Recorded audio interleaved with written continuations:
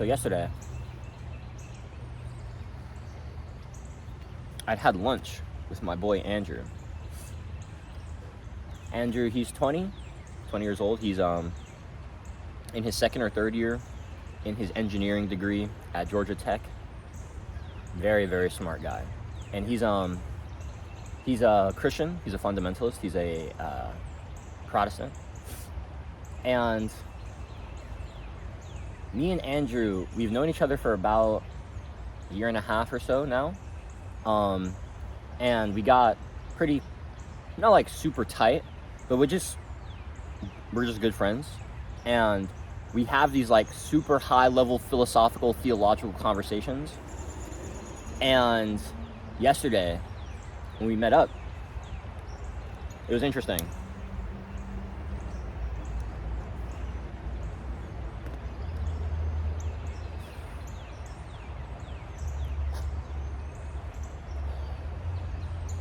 I was late. We decided to meet up at Panera at 1:30. That was like the planned time. Now, unfortunately, at like 1:10, I was here. I just finished smoking an L. And I was like, yo, bro, I can't lie. Like, there was like 2 or 3 ideas that were like in my mind about principium correspondientiae.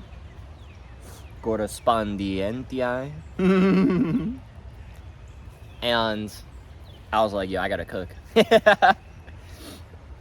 And so I recorded the video, the Hermetic Principle of Correspondence, explained in plain English. And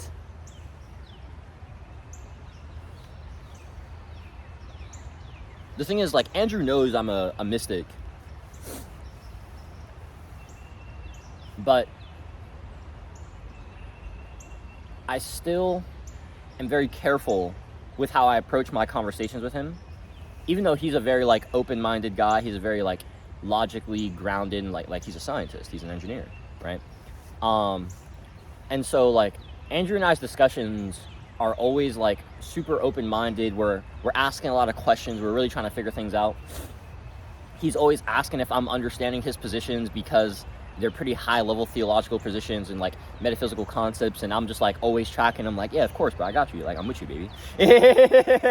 Right? Because I'm, like, I'm literally, like, we were walking back, like, we actually live in the same community, right? We were walking back from Panera yesterday, and I was like, yo, Andrew, I'm grateful that we get to have these kind of conversations, bro.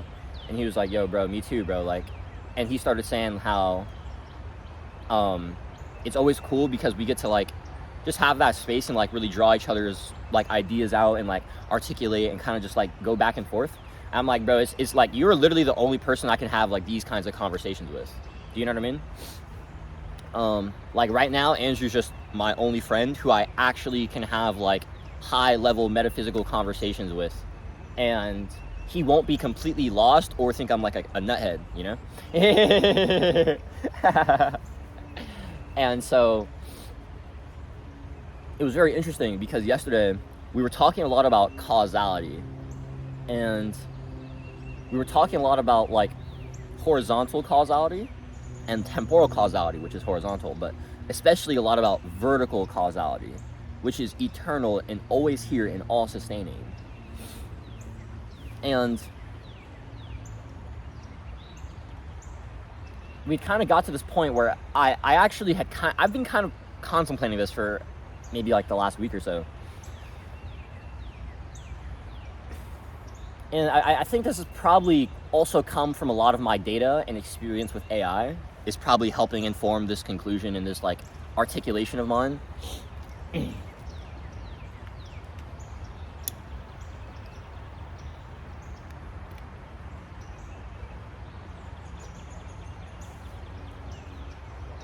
Yo, cheers if you're smoking with me.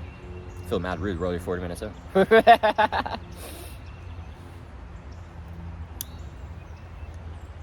Think.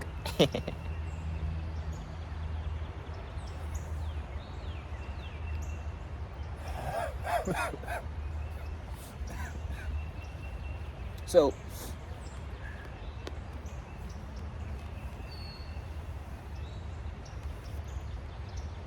a lot of my work here on Scriptōrium and my services with the guild and my one-to-one advisory is understanding the mechanics of the universe, and not just understanding how the universe works, but also like, what is the universe? You know what I mean? Like, what is it? Because the thing is, like, as much as science is real good at helping us measure things and how things behave, and it helps us understand behavior, and like, we can measure how something would act, or we can measure how something moves and the mechanics behind things, and that allows us to actually predict things in the future as well. Like, science is an extremely useful field, and it always has been, right? The problem with science, and this is the same with interior science as well, science doesn't ask what is. It's measuring what is behaving. And those aren't the same thing. Because how something acts and what something is are not the same. And so, like,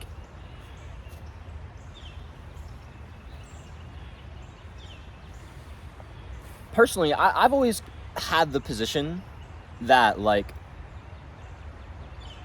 science alone was never like a full discipline of like that could get us to all the answers. Neither was religion. When I actually started studying philosophy and metaphysics 2 years ago, I got to the point of being like, oh, okay, so I was like really right. I wasn't just like pretty sure, I was like really right.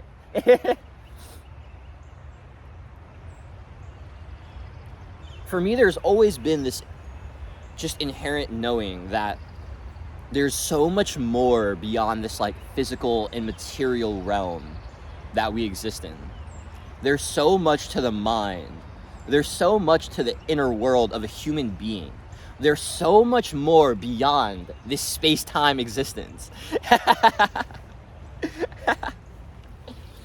It just always felt like everything I was observing with my physical eyes was never anywhere near the full picture. I grew up a Christian fundamentalist, but I always knew that, like, God as like a higher being, a higher entity, a higher reality, so to speak, always like made sense intuitively to me as a kid and as an adolescent. And although I never held it consciously, like when I approached mathematics, when I approached science, I always loved that feeling of like truth and stillness that I got from math, especially, and also from science, from physics, from chemistry. But like physics and chemistry are more so movement, right?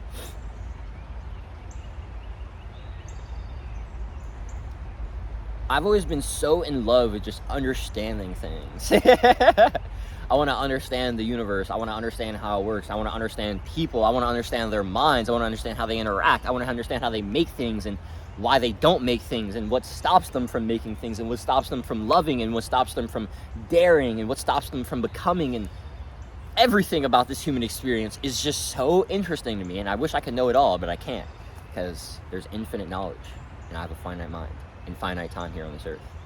So it is what it is. You know what I mean? I grieve about that a little bit every day. But, man, I just want to know. I just want to know. And for a long time, that kind of just innate desire to know. Hold on, let me hit you with some Aristotle real quick in Latin. All right, this is the opening to Aristotle's Metaphysics. This is the first paragraph. Omnes homines natura scire apitunt, signo atum est sensum dilectio, et inim sine utulitate dilegintur propter. I'm trying to get better at the elision in Latin, like when the words kind of like become one because they're moving. And it's hard for me because I'm an English speaker. Utilitate diligintur propter se ipsas et maxime omnicum per oculos. Let me break that down to you. Omnes homines natura scire appentunt.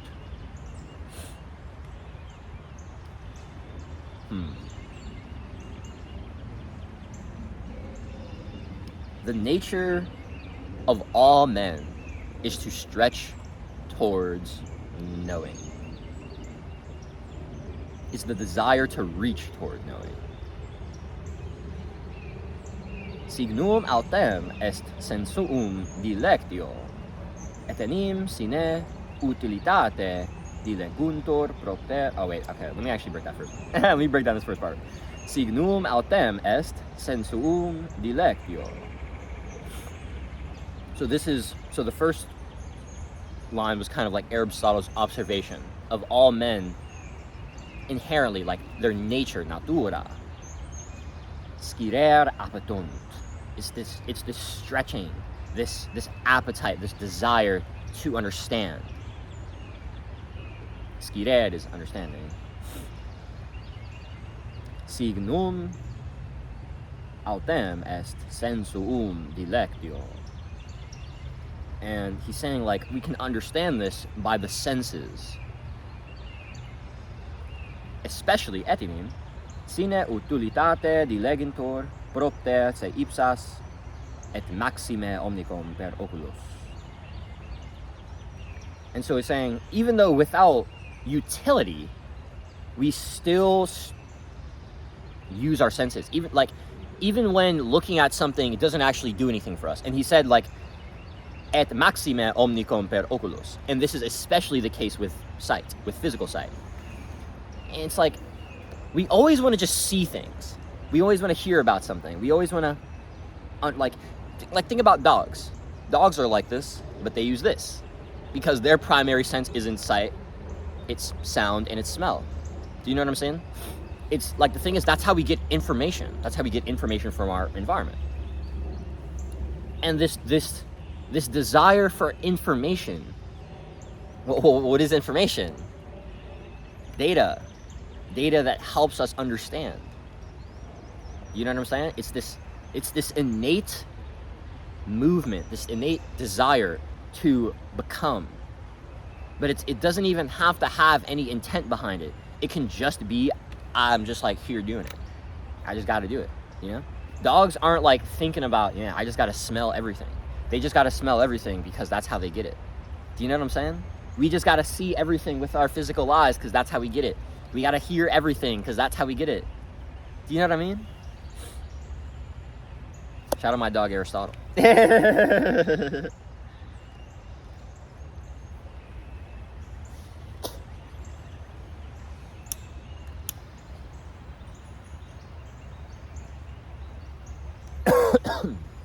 And the thing is, what Aristotle was doing there was making a philosophical observation based on a scientific observation. You understand? Like, Aristotle could actually address the innate nature, desire, the interiority of the human in the human condition, because Aristotle observed how humans act enough. And so it's like observing behavior, which is what science is, measuring quantity, how much of something, right? Measuring behavior and measuring quantity. The thing is, that points us to what is. But if you only do the measuring and you never start asking questions, you never start philosophizing and contemplating, you're not going to get to the point of what is, right? But this is the interesting thing. Philosophy can carry us a lot of the way through like the logical thought process and mentally. But the thing is, the mind is finite. And a lot of the times, coming to conclusions takes infinite understanding at like the nervous system level. And this doesn't often come from more contemplation and more thoughts and more asking questions. It can, and asking questions is amazing and always helpful most of the time. But the thing that makes philosophy jump from abstract to embodied isn't more philosophy, it's experience. And I feel like this trifold approach of understanding, if we will, I don't know where we're going to place either one. I guess we could kind of place experience at the top, actually. And then philosophy and science are kind of like the bases. And the reason I say that is because ultimately, experience is always the greatest teacher. Experience will teach you things quicker than observing things about other people or about yourself and asking questions ever would. But the thing is, we can also take our experiences and we can measure how they've behaved and how they've worked over time. We can measure the quantity of them. We can also ask questions about them. We can consider the nature of our experiences. Well, are they true? Is this mind actually, like, especially this comes with beliefs, right? Philosophy is really about like asking questions to unlock answers that are usually having to do with like interior abstract things, like things that are like basically purely metaphysical and don't have any physicality unless they're embodied, right? Or unless it's like displayed mechanically. But then that's also kind of like science, right? It's like really science and philosophy should kind of always be making love, in my opinion. And the like separation of them past like the natural philosophers, aka the classical physicists, of like the 18th century, 19th century, like Newton's time.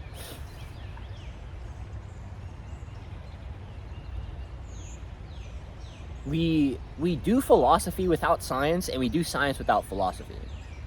And in my opinion, keeping them distinct is important because they do different things and they have different approaches. But at the end of the day, they're all trying to help us understand the universe, understand ourselves, understand the mind, understand the spiritual laws that govern reality, understand the very being that reality is comprised of, the absolute. God, the Tao, whatever name you'd like to put on the infinite. I don't know.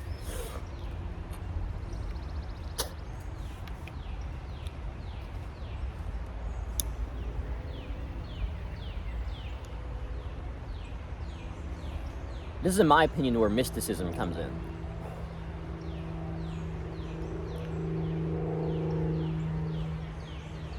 And when I say mysticism, I don't mean woo-wah semantics, where people are calling themselves mystical because they like walk barefoot in the wilderness or something. I don't know. All I know is that there's a lot of spiritual motherfuckers out here who like to talk shit but don't like to live shit. You know what I mean? Mysticism is about practice. The thing is, you can be a scientist and just observe things outside of you.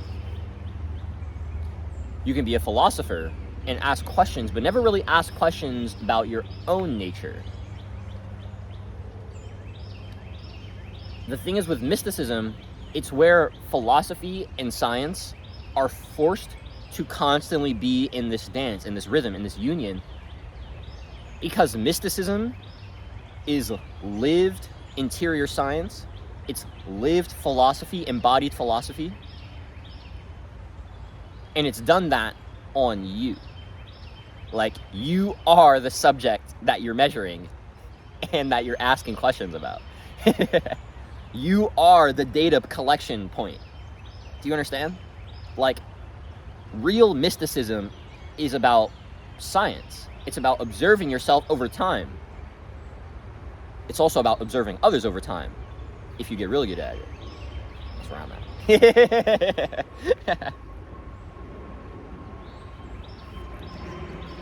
It's crazy, bro. When I was talking to my dog Andrew yesterday, I was kind of telling him about this gift of mine that I've been given by God to really, I like to see this as like going inside things. Because the thing is, most people only see things on the surface, and I can never only see things on the surface. That's never how my mind has worked, and especially now, because I can only see things through like metaphysics and mysticism.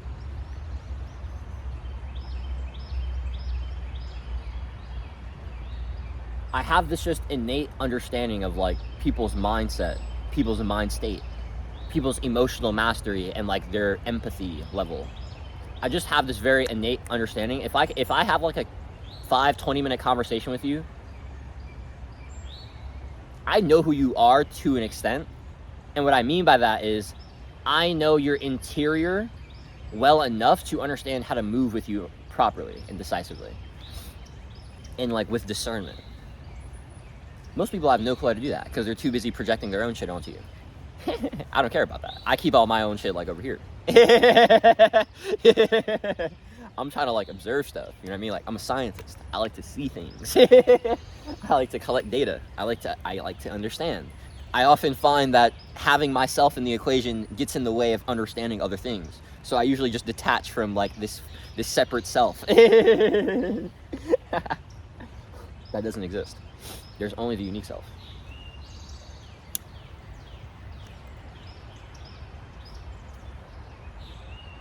I found that real mystics, the sages over time who have passed down their wisdom to